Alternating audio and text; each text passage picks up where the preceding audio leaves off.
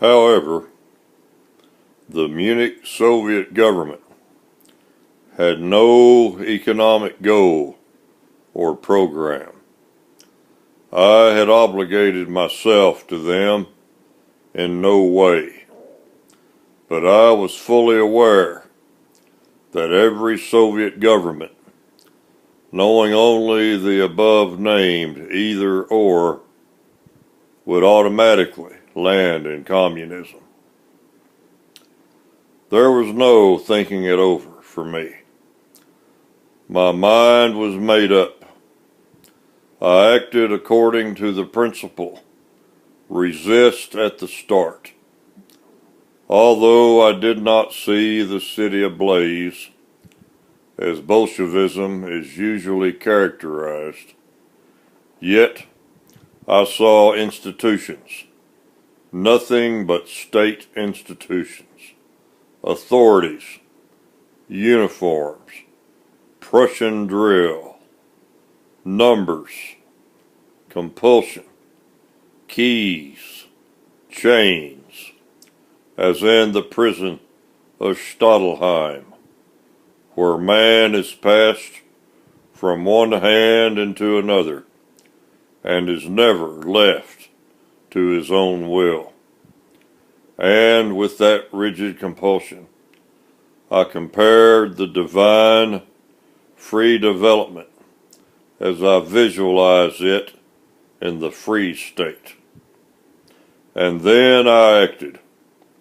All men aboard, I wrote and telegraphed to my friends, and from all sides they arrived to extinguish and to reconstruct. Any treason of party aspirations was not involved here. Nikisch and Landauer, who had proposed my nomination, knew what they were doing, knew that I was not a puppet. They knew my aims, fighting capitalism, the interest system, and also communism. I was sure of their support. Landauer had already, in his book, commented on my proposals with praise. Besides, tests which I had been making wherever I could with the farmers, the workers, the officials, regularly confirmed my viewpoint that the soil of the communistic organization consists chiefly of hunger, helplessness, and hopelessness. Thus, it would have been easy for my friends to pierce through the communistic dam and to direct the current of the workers' movement into its natural bed, regulated by freed land and freed money to the socialistic goal. Worldwide comprehensive work of enlightenment, the cost of which would be paid not by the Bavarian state, but by the Free Economy League, was to be our first work. I wanted to be confirmed in my office by better informed people, not a trace of usurpation and dictatorship, that which to all responsible people has appeared always as the only way. Dismantling of the interest system instead of revolution. This could have been started here in Bavaria with the approval and support of the people, actually for the first time in the history of the world. But nothing for the present has resulted from this start. The communists deposed me and the socialists jailed me. I have pardoned them. I hope that the proletariat will likewise pardon them someday. These have been the chief motives of my actions. In addition, there was the somewhat Philistine consideration that, if I refused to accept, I was, so to speak, responsible personally for all the tomfooleries which somebody less experienced might then commit in my place. I at least consider it as a natural civil duty that anyone should set to work in these times to reach vital decisions which will prevent disaster, damage, crime, high treason, usurpation, and the like, regardless of the possibility that he may be accused himself of usurpation and high treason.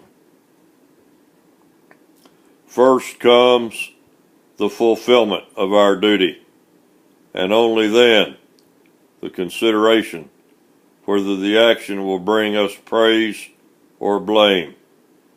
Let everybody act like Hindenburg, who accepted from the Soldiers' Council the office of a demobilization commissioner without bothering about the legal problem.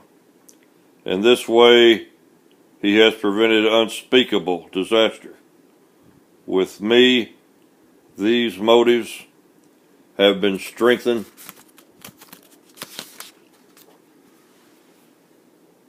by the circumstances of the time and the importance of the matter to such a degree that I have given no consideration whatever to judicial arguments.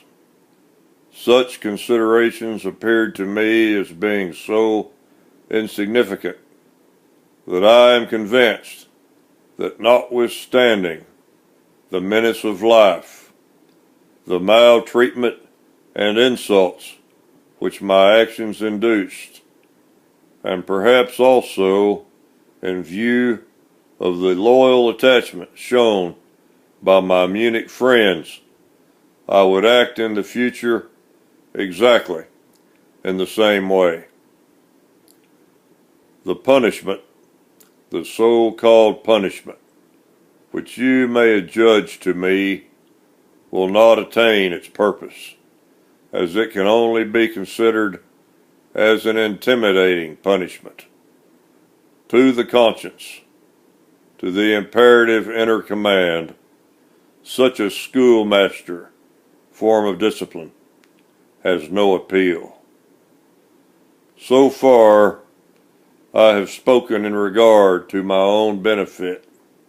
At least that was my intention. But I also want to say a few words for the benefit of the people at large, of the state, to speak in a sense as its attorney. The state which you mean to represent here reveals itself as a hybrid, a contradictory being. Will the state which you represent derive any advantage by incarcerating the disease germ of disintegration in the system of interest? Will it benefit you or the state if you prevent me from continuing my work for the extirpation of the interest pestilence by which states are brought to destruction? The finance minister, who has to find the money to pay the interest on the enormous state debts, will certainly answer no. He will say, let him go. He may succeed in changing the money market in such a way as to reduce interest rates from 5 down to 4 or even 3%. This would mean a saving of 300 to 600 million a year.